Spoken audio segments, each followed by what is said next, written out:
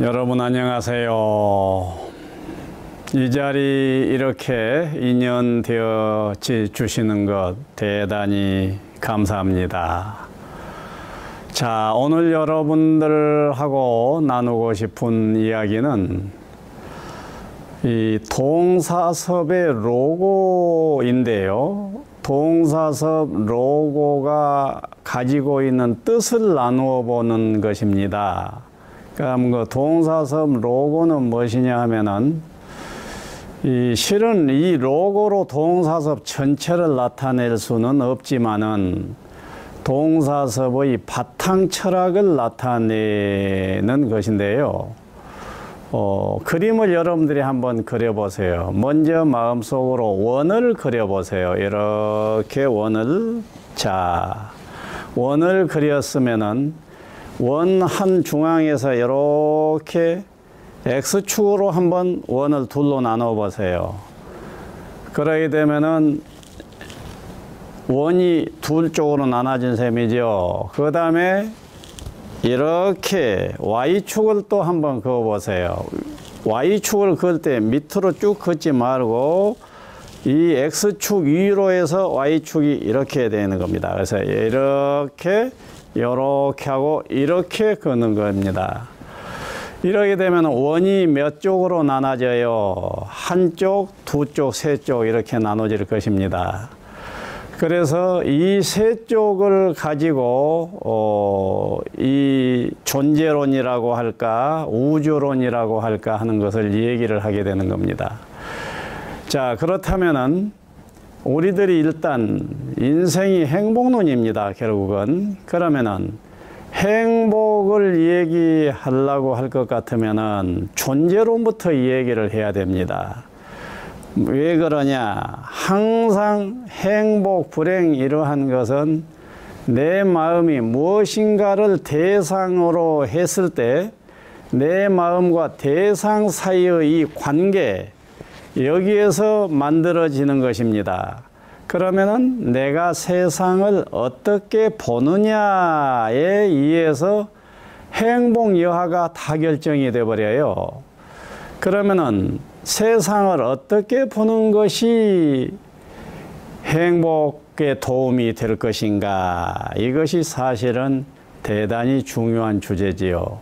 그래서 방금 동사섭 로고를 했듯이 이 세 축으로 보는 것입니다. 이래가지고 이렇게 해서 밑에 축, 이 축인데, 그러면은 이 세 축 중에 이 밑에 축은 무엇에 해당이 되냐 하면은 세상을 딱 바라다 볼 때 우리들은 먼저 존재를 만나게 됩니다. 이 존재를 딱 만날 때는 내 주관이 거의 끼어들지를 않습니다. 그냥 존재를 만나는 거이지요. 예, 엄정한 의미로는 주관이 끼어들지 않고 존재를 만난다. 이건 불가능한 것입니다. 그러나 일단 딱 세상을 봤을 때 내가 아무 사념을 쓰지 않고 아무 주관성이 없이 세상을 딱 볼 때 세상 전체가 그냥 딱 비춰져 오는 순간이 있습니다. 이 오는 순간의 세계가 존재 측면이에요. 그런데 우리들은 바로 그 존재에 대해서 가치 부여를 하게 돼요. 가치 부여를 딱 했다 하게 되면은 그 가치는 어때요? 긍정가치와 부정가치 둘로 나눠지거든요. 그러면은 이 세상을 우리들이 어떻게 받아들이고 사느냐? 제1차적으로는 존재 측면으로 받아들이게 됩니다. 두 번째는 가치 측면으로 받아들이게 되는데 그 가치 측면은 플러스 가치와 마이너스 가치 이런 식으로 받아들인다는 얘기예요. 그러면 여러분들이 한번 가만히 생각해 보십시오. 이러고 있을 때 세상을 한번 딱 떠올려 봐요. 세상이 그대로 그냥 세상하고 세상이 딱 느껴진다면 이것은 세상을 존재 차원으로 받아들이는 것이고, 그러고 조금만 있어 보세요. 그러면 세상에 존재하는 모든 것들에 대해서 여러분들 속에서는 긍정가치, 부정가치로 바로 나눠보게 됩니다. 그때 자, 이 세 축으로 끝내 보게 되는데, 만일에 여러분들이 X축을 점점 높여가 버린다고 해봅시다. 그러면 뭐만 남아요? 존재축만 남게 됩니다. 그래서 우리들이 궁극적으로 해봄직한 일이 있다고 하면은 아예 X축을 위로 쑥 올려서 존재만 덜렁 느껴지게, 순수하게 존재만 딱 느껴지는 식으로 우주를 받아들이는 마음을 한번 상상해 보세요. 그러게 되면은 우주에 대해서 좋다, 나쁘다, 옳다, 그르다, 일체 이런 시비, 미추, 진위 이런 상대적인 평가 없이 온전히 그대로 가치 여하를 뛰어넘는 존재만을 대하고 있으니 마음이 어떠겠어요? 참 평화롭겠지요. 그래서 영성촌에서는 바로 이 존재층을 그대로 나의 주관성이 끼어들지 않고 존재를 그대로 어떻게 느낄 수 없느냐 하는 것을 중대한 목표로 여기게 됩니다. 아마도 모든 영성문화에서는 그러리라고 저는 믿습니다.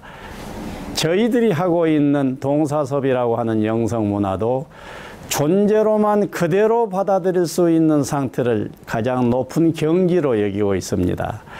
그 다음에 이 Y축 얘기했지요. 불가피하게 우리는 어떻게 본다고요? 존재축으로만 보지를 못하고 이 존재 중에서 수 없는 플러스 마이너스 가치 평가를 한다고 그랬죠. 그러게 되면은 이 Y축이라고 하는 것이 이쪽이 여러분들이 나를 보는 쪽에서 오늘 이렇게 그랬다면 밑에는 존재축이고 이렇게 해가지고 이쪽이 플러스라고 하고 이쪽이 마이너스라고 해봅시다. 그러게 되면 이 Y축이 이쪽으로 계속 간다고 해봐요. 그러게 되면은 뭐만 남겠습니까? 가치축에 마이너스 축은 점점점 영역이 사라져 버리면서 플러스 축만 남게 되지요. 그래서 존재축과 가치축 중에서 플러스 가치로만 느껴진다고 하면은 괜찮합니다. 왜 괜찮하냐? 세상을 보고 나쁘다라고 하는 부정적인 평가를 하지 않는 마음이 딱 되게 되면은 세상을 존재로 봐도 괜찮하고 가치로 보려고 했는데 가치가 플러스 가치로만 여겨져 버릴 때 이 마음은 어쩌겠어요? 아주 긍정적이겠지요.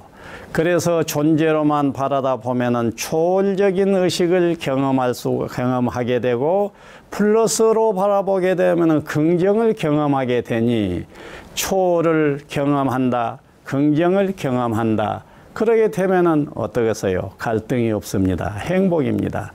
그런데 불가피하게 어떻습니까? 부정적인 가치로도 세상을 바라다 보게 된단 말이에요. 이래서 우리들에게 이제 인생이 진지해지는 것입니다.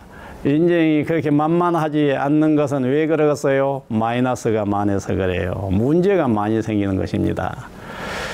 이때 우리들이 해야 할 일은 1번 존재로 관조하려고 노력을 해야 되고, 그 다음 가치로 나눴다면 플러스로 관조하려고 노력을 하면 됩니다.